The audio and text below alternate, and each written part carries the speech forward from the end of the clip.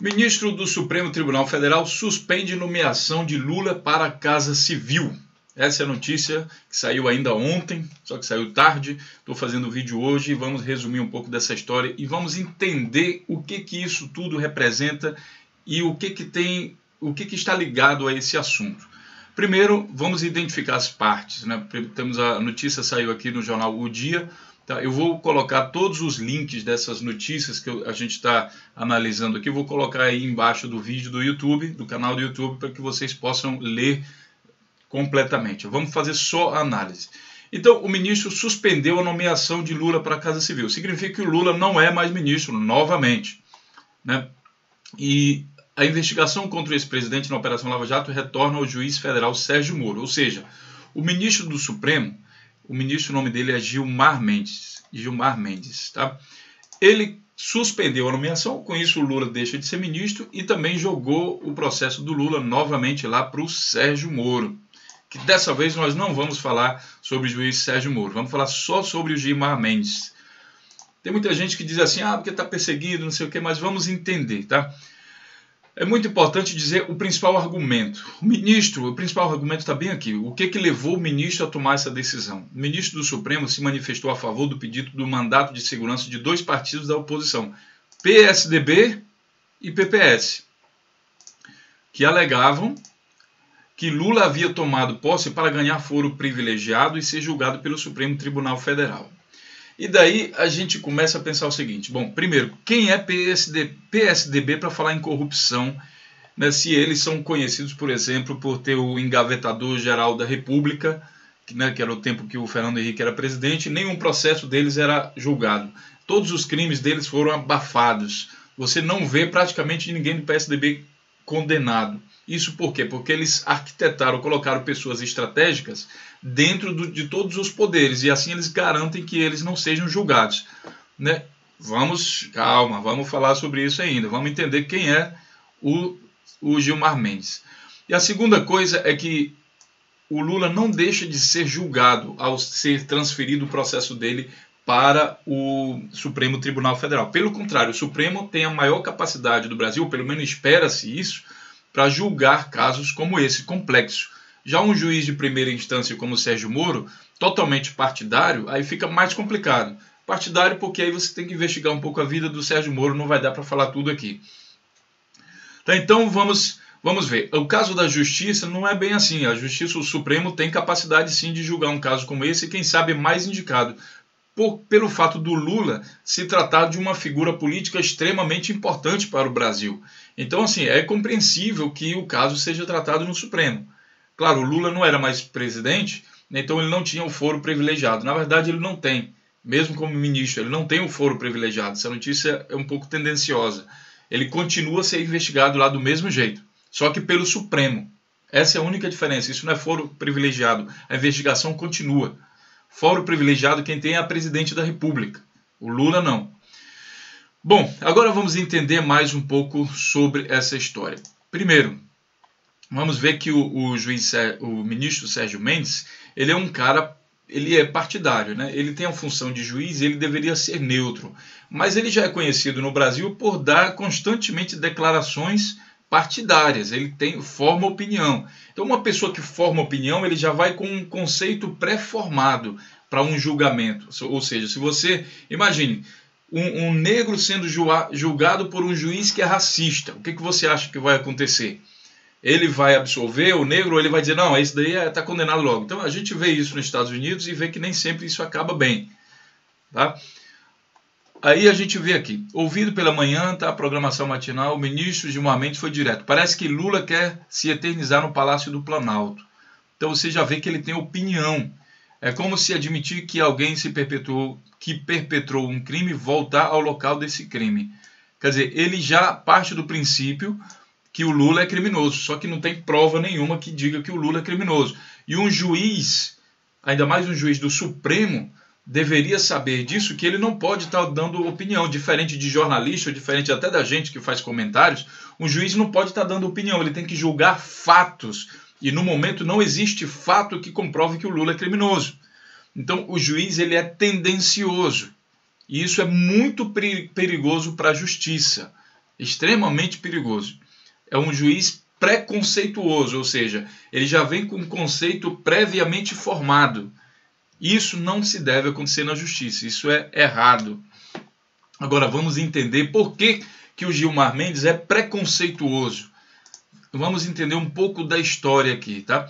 Essa notícia é de outubro de 2015. Vamos lá as datas que isso é importante. 16 de março de 2016, essa aqui, onde ele mostra o preconceito dele, né? E a decisão dele de suspensão, 18 de março de 2016. Portanto, ontem. Tá? Agora vamos lá. 6 de outubro de 2015. Após 12 anos de governo do PT, resta apenas um ministro do Supremo Tribunal nomeado pelo presidente Fernando Henrique Cardoso, o polêmico Gilmar Santos. Vou até aumentar aqui a tela, caso você não esteja acreditando. O juiz, por que ele é preconceituoso? Olha de onde ele vem. Ele foi nomeado pelo Fernando Henrique Cardoso. Tá? Então, você vai ler essa notícia aqui é do BBC Brasil. Então, o link está aí embaixo. Entenda por que as tendências das decisões jurídicas, que deveriam ser neutras, mas não são. Tá? O cara foi nomeado pelo Fernando Henrique Cardoso. E daí você entende porque ele nunca fala de corrupção, sempre quando ele se empolga naquele negócio. A corrupção é um desastre, a Dilma é um poste, e não sei quem é assim assado. Ele nunca se refere, nunca usa esses termos para corruptos, por exemplo, do PSDB que indicou ele. E será que não tem corrupção no PSDB? Tem um outro vídeo que mostra, por exemplo, que o PSDB é líder no ranking de corrupção no Brasil. O PT está em 9º lugar. O PSDB é líder, campeão de corrupção. Mas o nosso ministro Gilmar Mendes, o camarada que tem a moral de falar da justiça e defender as morais públicas e não sei o que, ele nunca fala disso. Ou seja, a moral dele é seletiva. Ele deve sim combater a corrupção, mas não de forma seletiva, porque afinal de contas a justiça deveria ser cega. Uma outra coisa interessante é uma afirmação dele aqui de 2015 também, tá? Veto a doações privadas é golpe petista, volta ministro Gilmar Mendes. Então o PT foi um dos poucos partidos que votaram contra as doações privadas a candidatos políticos. Por quê? Porque quando o político entra, ele já entra devendo favores. Uma empresa ela não doa, ela investe. Então isso é conhecido no mundo inteiro, isso não é só no Brasil não, nos Estados Unidos tem muito disso. Então imagine que uma empresa aí investiu num determinado político, ele ganhou para prefeito, para governador. O que você acha que depois vai acontecer? Essa empresa vai começar a ganhar inúmeras licitações nesse município ou no estado. Isso é um fenômeno normal, não desejado, mas é normal. E o nosso ministro aqui, que é a favor da justiça, ele diz que o PT, ao votar contra as doações privadas, né, ele diz que isso é golpe, porque ele é a favor. Olha só o que ele fala. O ministro do Supremo Tribunal Federal, Gilmar Mendes, votou nesta quarta-feira contra a proibição de financiamento privado de campanhas eleitorais. Em um voto longo, foram mais de 4 horas, o ministro indicou que o veto a doações privadas representa um golpe na democracia com o objetivo de manipular o Supremo para perpetuar o PT no poder. Quer dizer, é um cara assim totalmente... Eu imagino que o ministro, quando ele vai dormir, ele deva ter pesadelos gigantes, porque ele fantasia a coisa de uma tal maneira. O que é que tem a ver a doação privada com golpe na democracia? É o contrário. Se a empresa já entra favorecida dentro do processo através do financiamento, do investimento em políticos, então isso é um golpe na democracia, porque o processo licitatório que deveria colocar todos numa situação de igualdade não coloca. Democracia é isso, você entra em situação de igualdade. Mas no caso de uma licitação em que uma empresa pagou a campanha de um prefeito, essa empresa entra com vantagem. É assim que acontece. A outra coisa, com o objetivo de manipular o Supremo. O que é que tem a ver campanha política com manipulação de Supremo Tribunal Federal? E a outra, para perpetuar o PT no poder. Então, assim, não sabemos direito de que ele se alimenta, o que ele fuma, não sei, mas parece complicado, fantasioso demais a coisa.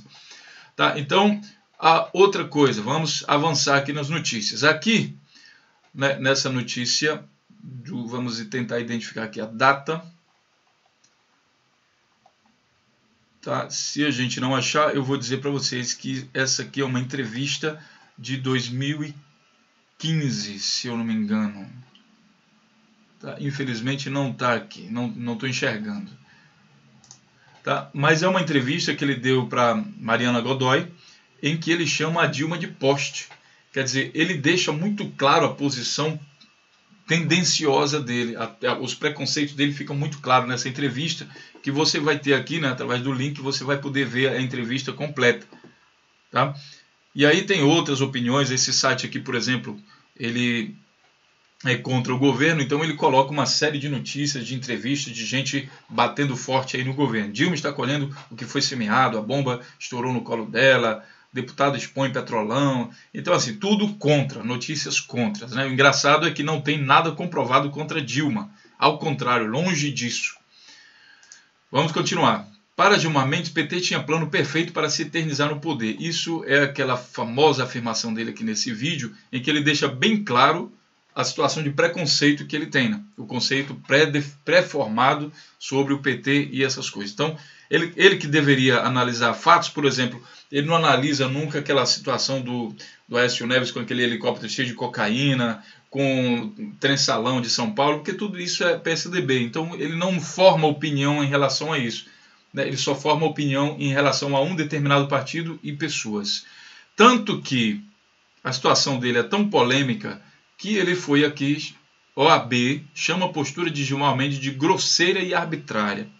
O ministro deixou o plenário quando o advogado pediu a palavra em julgamento. Ele acusou a entidade de favorecer PT ao propor fim das doações. Quer dizer, como é que um juiz, nesse caso aqui, o advogado pediu a palavra, o juiz pega, levanta e vai embora.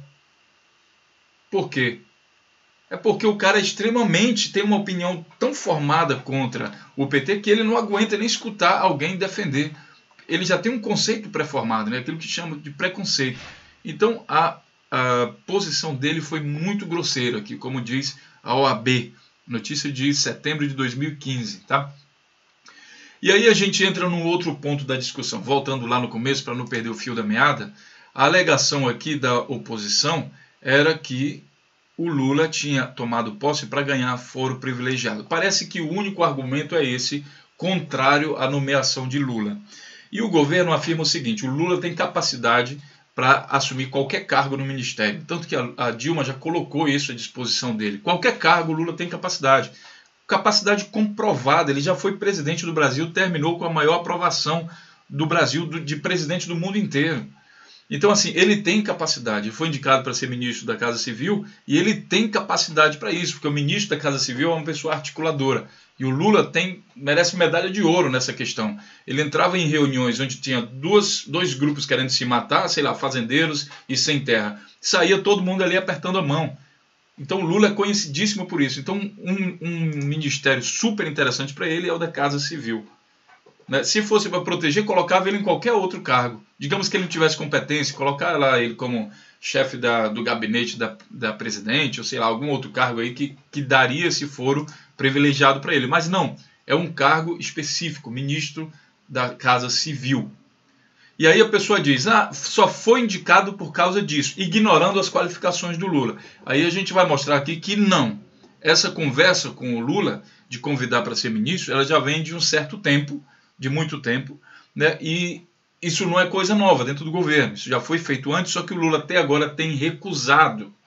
Aí você vai estar esperneando aí, né? Se você que é coxinha, vai estar esperneando. Isso é mentira, você não sei o quê. Então vamos analisar notícias. Eu sei que para os coxinhas, muitas vezes, é difícil analisar um pouco de história, mas é necessário. É com a história que a gente aprende. Então aqui, ó. Lula convidou, mas Lula negou o convite para ser ministro. Tá? Essa notícia, ela é de agosto de 2015. Vocês estão vendo aqui? Vou aumentar novamente. Essa notícia é de agosto de 2015. Né? E aqui em cima, deixa eu baixar aqui de novo, vocês vão ver a data de hoje. Hoje é 18, aliás, isso aqui é de ontem. Hoje é 19 de março de 2016, tá? Então, a Dilma já havia convidado o Lula para ser ministro, só que ele negou essa notícia do Brasil 247. E a Dilma, aqui nessa ocasião, falou que o Lula poderia ser ministro, qualquer ministro, né? Ele diz aqui, ó. Segundo a reportagem do Valor, o convite ao ex-presidente foi feito pelos ministros Aloysio Mercadante, da Casa Civil, Jacques da Comunicação Social, No entanto, rejeitou. Lula, no entanto, rejeitou. Disse que sua missão no momento é viajar pelo país para defender o governo do PT e seu legado. O presidente Dilma não designou uma pasta, mas caberia a ele algum posto onde poderia atuar como articulador político, que hoje é exercido pelo vice-presidente Michel Temer. Ou seja, justamente aqui, ó, Dilma não designou pasta, mas caberia a ele algum posto. Quer dizer, o Lula poderia escolher onde poderia atuar como articulador político, que é justamente a questão da Casa Civil. Aí você vai dizer, mas poxa, ele está vendo aqui no jornal Brasil 247, que é tendencioso. De fato, o 247 ele defende mais a esquerda, mas ele não está mentindo, né? E para provar isso, a gente vai nas outras fontes. Você tem aqui, ó, o Infomoney, que é totalmente direita. Eles aqui são quase neoliberais. Então aqui, ó, Dilma, vou aumentar novamente aqui a página para que você veja. Dilma Rousseff convida, mas Lula recusa ser ministro, de jornal. Olha a notícia de quando é. Agosto de 2015. 11 de agosto. Vamos ver lá o outro. Ó. 11 de agosto de 2015, do mesmo dia. Tá? Essa reportagem aqui é do Infomoney. O link está aí embaixo para que você possa ler. Desde a última quinta-feira ganharam destaque as notícias que o ex-presidente do Lula seria sondado por petistas para ocupar o cargo como ministro de forma a estancar a crise política. Porém, ainda haviam dúvidas se a presidente Dilma concordava com isso. Um dos efeitos colaterais da entrada do Lula no governo é de que, apesar de melhorar a governabilidade, mas levaria a um esvaziamento do poder da presidente. É claro, é isso que eu falei para vocês, esse jornal também é tendencioso. Ele é mais de extrema direita, então ele anuncia uma coisa, mas já vai colocando um monte de defeito em cima. Ele não se limita a simplesmente informar a situação, né? Como esse aqui está falando. Ele aqui só está falando a situação, ele não disse que é bom, que é ruim, que nada, ele não formou opinião aqui. Ele está falando só o que é a notícia. Aqui não, ele já vai acrescentando à notícia várias notícias ruins. Vamos ver outro, Valor, que é aqui a fonte que foi lá mencionado. Dilma convida e Lula recusa convite para ministério. Essa notícia, 11 de agosto de 2015. Será que você está vendo isso aí direito? Aqui, ó. Aumentar mais. 11 de agosto de 2015, às 5 horas da manhã. Dilma convida e Lula recusa convite para ministério. Tá? Então, a sondagem do Lula, você pode comprovar com isso aqui, que é uma coisa antiga. A presidente Dilma Rousseff determinou que os ministros petistas convidassem o ex-presidente Lula da Silva para assumir o ministério. Tá vendo? A presidente Dilma, lá no outro, está dizendo que não sabe se Dilma concordaria. Ela determinou que os ministros petistas convidassem o ex-presidente Lula para assumir o ministério. O convite foi formulado a Lula pelos ministros Aloysio Mercadante. Vê a diferença da outra notícia? Lembra que eu falei para vocês que esse daqui é mais neoliberal? O Infomoney? Então, aqui ele já está falando que esse aqui também é da extrema-direita, tá? Mas aqui ele já está falando a verdade. O convite foi formulado, mas quem pediu foi a Dilma, que reuniram com o ex-presidente de São Paulo. Lula rejeitou a oferta porque acredita que sua missão no momento é viajar pelo país para defender o governo, o PT e seu legado. Tá? Vamos ver mais uma aqui. Tá? Essa daqui, 5 milhões foram à rua para pedir parceria Moro Globo. Isso aqui é o golpe, né? Isso aqui já é uma outra notícia. Mas a conclusão dessa história aqui é que você vê que a Dilma já vem tentando convencer. Isso é o que a gente vê na notícia, né? Mas você vê que a Dilma já vem tentando convencer o Lula a ser ministro há muito tempo, porque o Lula tem cacife para isso. O Lula tem competência para fazer isso. A nomeação dele agora, né, foi porque o governo chega na crise mais profunda dele, e quem tem realmente capacidade para resolver isso é o Lula. E em relação à justiça, que continue. Qual o problema de continuar no Supremo Tribunal Federal? Será que o Supremo tem menos qualificação do que o Sérgio Moro? Será que o Sérgio Moro sozinho é mais capaz do que todo o Supremo junto? Por que essa agonia de de manter no Sérgio Moro?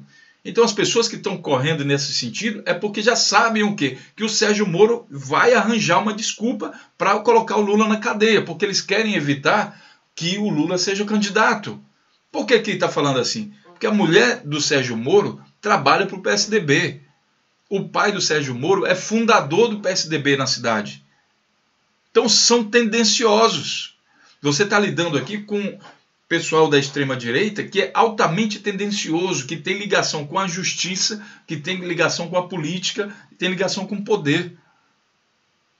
Tá? Então é um agravante muito grande de fato. Volto a falar para você. Imagine um juiz racista julgando o caso de um negro.